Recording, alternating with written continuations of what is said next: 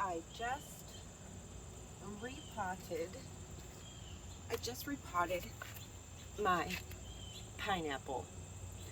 This guy, you know, you hear on the internet all the time about how you can take kitchen food scraps and regrow them. Well, I wanted to put that to the test with this pineapple. I did this last year, okay? Last year I cut the top off a pineapple and I put it in dirt. Well, at first I put it in water and I let it grow roots, and then I put it in dirt. It grew a little bit, um, but this year it's really grown a lot. And I just had to repot it from that smaller pot. It was root bound, so and it has all that new growth. So I'm so excited to see if this will actually grow another pineapple. We will freaking see though. I just wanted to hang out with you guys today. Mark made plans with me and then decided to do something else this morning. As soon as I woke up, he said, I'm going to do something else. So, you know, because I don't require him not to see his other family. It's just like he has so much going on. You know, he works 6 days a week, almost freaking 12-hour days by choice, because he doesn't have to do that. When I first met him, he was working 5 days a week, and he was coming home nearly every day at 5, and now suddenly it's just like he works all the time. He's never home, which is indicating to me that he doesn't want to be around me. Like, if you're not making time, you make time for the things that you want to do. End of story. So I don't like to be rushed around. I don't like to be rushed. It causes me to stress out, and then inevitably me and him start fighting because I feel stressed and rushed and all that stuff. And he runs like that. And so if he's gonna want to see his kids that day, or his grandkid, I ask just to, hey, go hang out with them all day. Take the whole Sunday, and we'll catch up next Sunday. So we can hang out all day Sunday, so we're not having to rush around, you know, because it's just ridiculous. And then he likes to pile everything in one day. And it's like, you know, if that's what you want to do, I'm not stopping you. But don't come around me, because I live a stress-free, very relaxed existence. And you could see all my stuff is growing beautifully because I'm stress-free. So let me show you guys some beautiful stuff that we've got. I just got the pleasure to see 2 little twin deer babies. The mother was eating over here, and the babies were up in the woods. I didn't even hear or see them. And then when they came up here, she had 2 little spotted babies with her, which was so freaking cute. And the little birds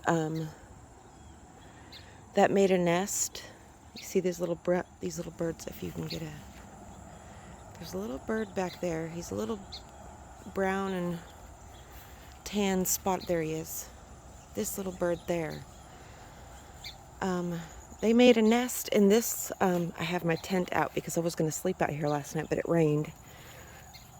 They made a nest here in this tree early this year.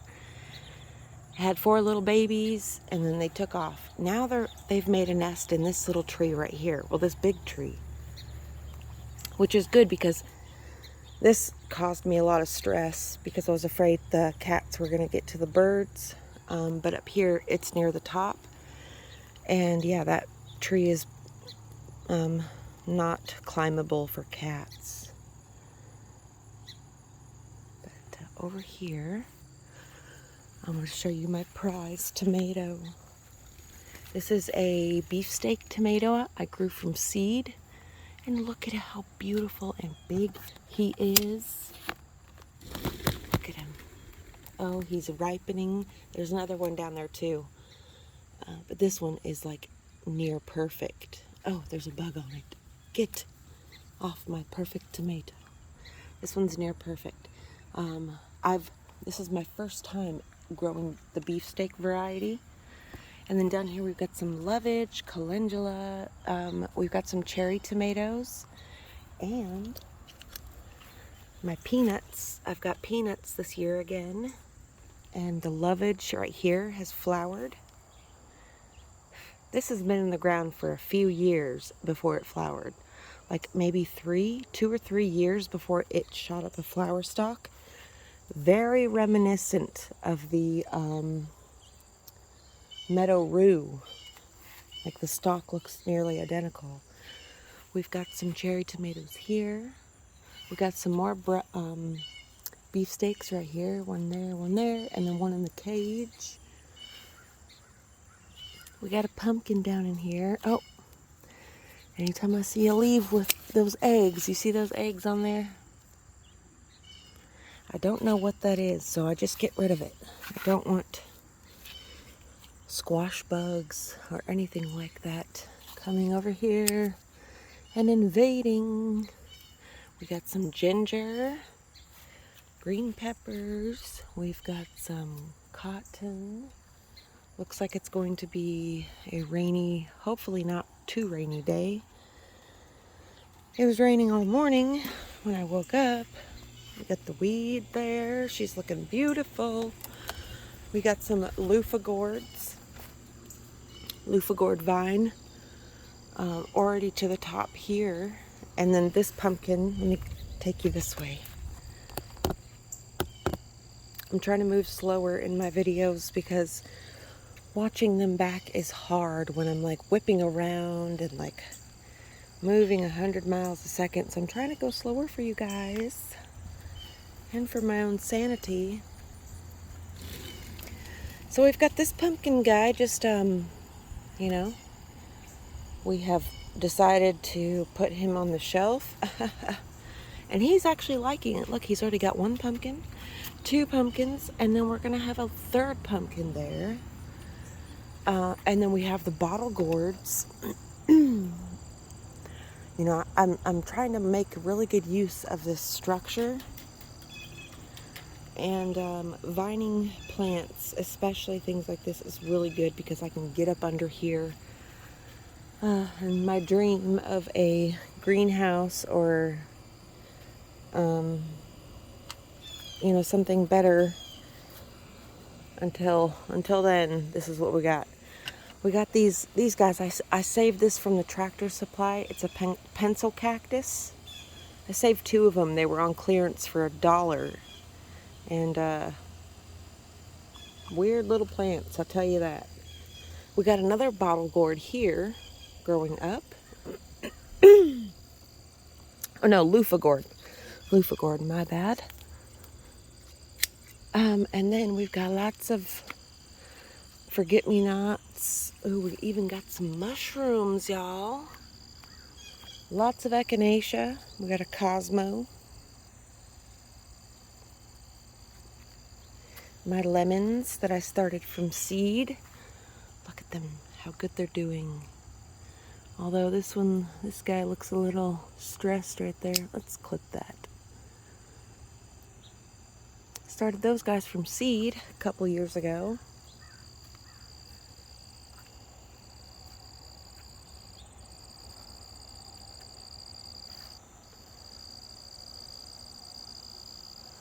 Okay, over here we got the patchouli. Look at the patchouli. Ooh, it's doing so good this year. This one I didn't even plant. It came up from the one last year. Right in between the bricks. It's just like doing its own thing. And it's thriving.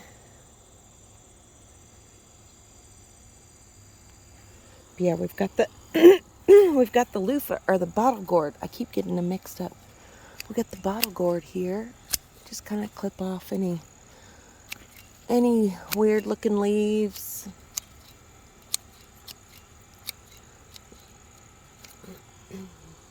We got the bottle gourd. We got a dahlia there. That hollyhock, actually all of my hollyhocks, none of my hollyhocks came up this year. I planted so many hollyhocks and like none of them came up. It's baffling. It's weird what things choose to come up year to year. My failed project there.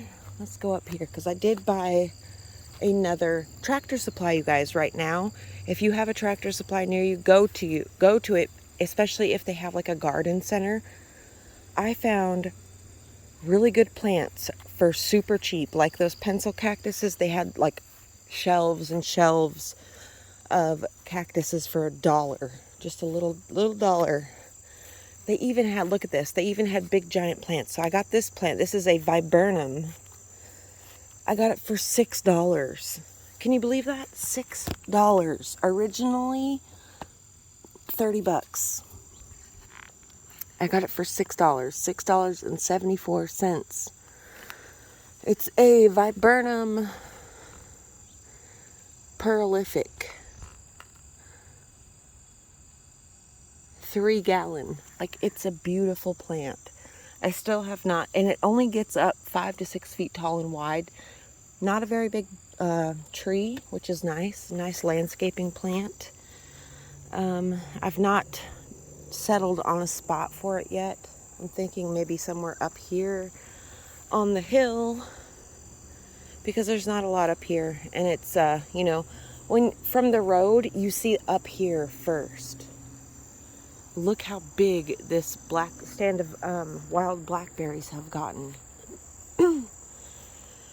When I first moved in here, I came in here before I started gardening, before I knew anything about plants or even really cared about plants.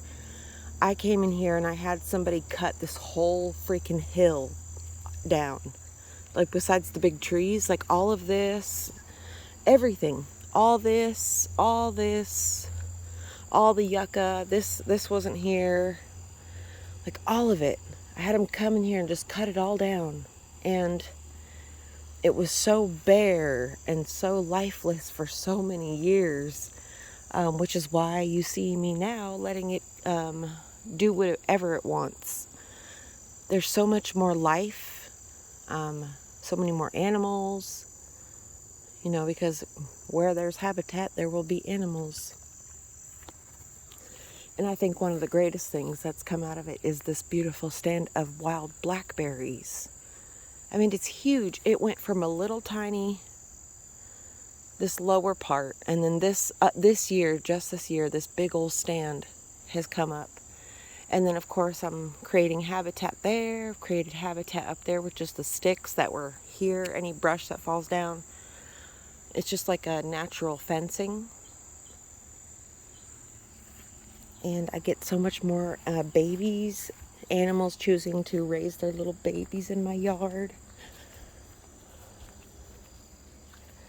So these yucca are doing it. I keep these berries here, these pokeberries. A lot of people cut these down because they're weeds to them, but it's food. See, the birds are already, they eat these berries, and the deer eat the young leaves.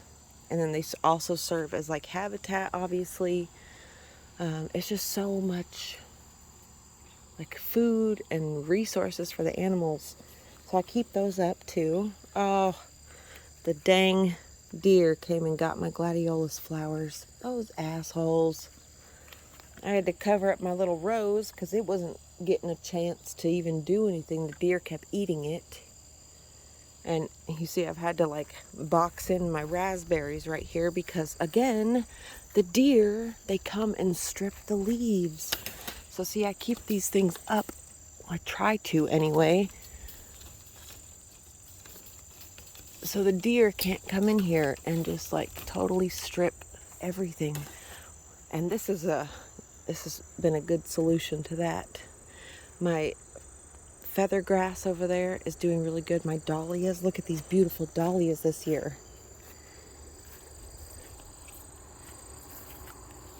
They're quite small compared to the ones up front, but they're really pretty. They provide a nice soft color up here. And you could see everything. Got a lot going on. zinnias. Down here we get the spider flower, and the milkweed has gone to seed. I don't know if you can see that down in there. Look at him. So cool. More zinnias. Hibiscus. Big old June bug. Look at that June bug. Hello, Mr. June bug. How are you today? Taking a nap? The chives are about to flower. I love the chive flowers. They're so cute. The blue kiwi honeywort that I planted has all started to flower. Look how beautiful it looks. So beautiful and delicate. My next plant that I am lusting after is an ornamental oregano. I think it's called Kent something. I can't remember the name. But it's an ornamental oregano, and it's so beautiful. It kind of has similar look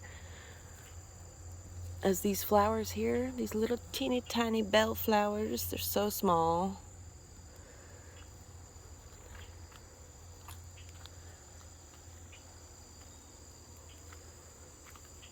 This guy has gotten huge.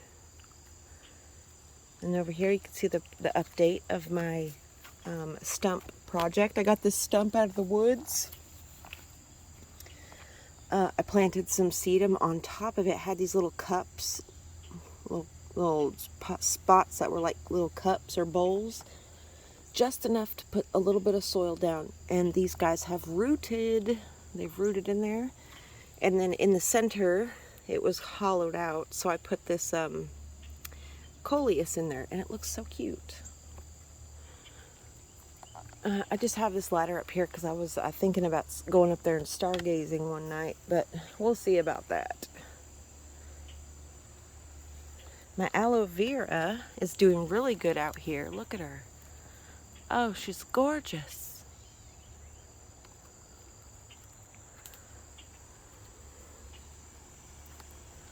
Over here we've got some air plants just living outside.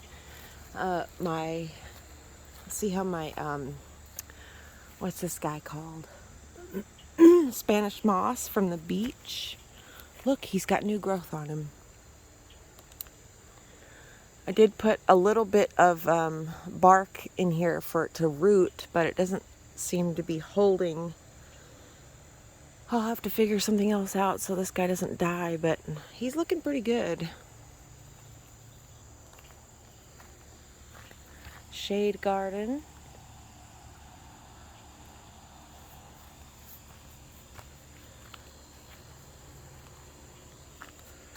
Let's see how my forest moss is doing. Let's see. Right down in here, look at him. Oh, he's doing so good. Look how big he's gotten. And then the sedum. This whole little wall of sedum. That's an update for August 6th, 2023. My begonias are loving being outside. Look at that. She is living. I don't water them or nothing. Like, I just come out here and I turn them every once in a while so they stay. See, so like that one has got to be turned. There we go. See, look at the other one back there. Oh, they're beautiful. Anyways, guys, I hope you're having a beautiful day. Whatever you're doing, wherever you are. I'm sweating, so I'm going to go back inside. I'll talk to you again soon. Bye-bye.